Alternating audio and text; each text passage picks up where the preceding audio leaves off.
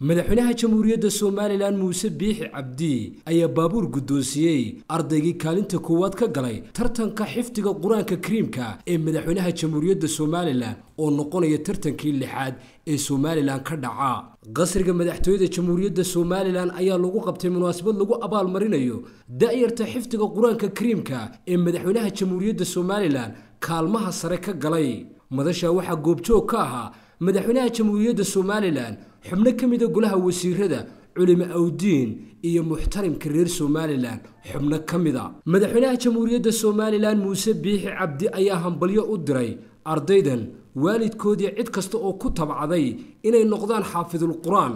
aad iyo aad waxaan hambalyeynaya ugu ducaynaa dhalinyaradan qaar aad u da'dayrihiin ee quraanka kariimka qaybay ee wali ku guuleystay kaalmaha hore iyo kuwii kale qaybay iyaguna ee kaalmahan soo gaarin waxaanu aad iyo aad ugu ducaynaa ugu mahadnaqaynaa culimadii ku soo tacabtay ee halkaas soo gaarsiisay waalidkoodii iyo mujtamacii dhammaan ku soo gargaareen halka yimaadaan waxa la barto fi aakhirada quraanka ugu wanaagsan waana nuurkii oo qalbiga ku seeto oo waxa Ilaahay laga helaa waana dhalinyaro nasiib badan Ilaahay karsiiyay inay quraanka dushka qabtaan iyagoo daadaas aad iyo aad baan ugu mahadnaqayaa dhammaantii ka soo hawshan ka soo qayb gashay ee wasaaradda tahay culimada waaweyn sida Sheekh Maxamed Aadan oo kale iyo ahaa garsoorayaasha kuwa badan ee arrinta ilaa bilowgii soo tabaantabiyay aad iyo aad baan ugu mahadnaqaynaa ducaynaa Ilaahay waxaan ku rajaynayaa inay dhalinyaro badan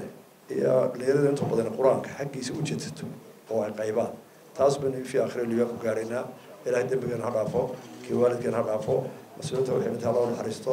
wixii buka Allah inoo shaafiyo dad iyo dariiqyo Allah inoo barakeeyo wasiirka diinta iyo waqafta jamhuuriyadda Soomaaliland Sheekh Khaliil Cabdilaahi Axmed wasiirka dastuurka iyo arrimaha garsoorka Maxamed Xaaji Aadan agaasimaha guud ee wasaaradda diinta iyo waqafta Aadan Cabdilaahi Cabdille iyo Sheekh Maxamed Aadan Maxamed oo kamid ah culimada waaweyn ee dalka ayaa iska daba maray muhiimadda ay leedahay weynaynta qowlka eebe runtii waxa maamuus farxad noo amaanto 17 Ramadaan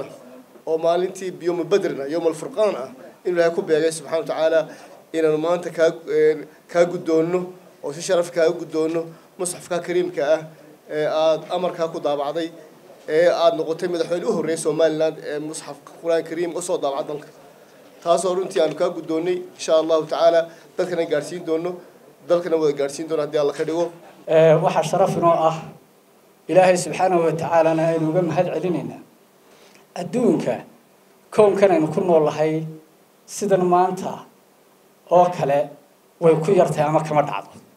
madaxweyne iyo xukuumad waxa weeyaan diintoodu kor u qaadaya kitaabkii quraanka ahaa munasalka ahaa oo sidii uu Ilaahay ugu talagalay karaamadii uu lahaa u garanaya waxa weeyaan may adduunka kuma badna sharaf runtii noo tahay guud ahaan qaran ahaan inaynu maanta halkan ku maamuusno ardaydii ka qayb gashay tartanka quraanka kariimka ee loogu magac daray madaxweynaha jamhuuriyadda Soomaaliland tartankan oo ah heer qaran isla markaasina soo bilaabmay 2011 taas oo runtii sharaf u ah guud ahaan qaranka tartankaasi oo runtii hormuud ka ahayd wasaaradda diinta iyo waqafta abaabul tartanka quraanka ee imika soo socday muddada tartanka madaxweynaha loogu magac daray ee madaxweynihii hore bilaabay adiguna runtii aad sii waday oo aan maanta u fadhino adigoo 6 bilood oo qura imika hoggaanka hayay in tartanka sidiisu u soo qabsoomo oo ardaydii sharafto oo aad mid ula kulanto oo aad gobolkiisii weydiisa annagana haddaan nahay macallimiintii iyo gudidii sharaf gaaray noo tahay aad baan kugu ducaynaynaa tartankan xifdiga quraanka kariimka ee madaxweynaha jamhuuriyadda Soomaaliland ayaa ahaa kii lixaad waxaana kaalinta koowaad ku guuleystay Xamse Maxamuud Yaasiin oo ka socday gobolka Maroodijeex helayna baabuur nooha ah halka uu kaalinta labaad galay Ridwaan Axmed Faarax oo ku guuleystay $1,300 iyo laptop kana socday gobolka Awdal kaalinta saddexaad waxa ku guuleystay Xamse Cismaan Cabdilaahi oo helay qadar lacag dhan $1,000 iyo mobile wuxuuna ka socday gobolka Togdheer halka uu kaalinta afraad ka galay Samatar Naasir Xasan oo ku guuleystay $700 kana socday gobolka Awdal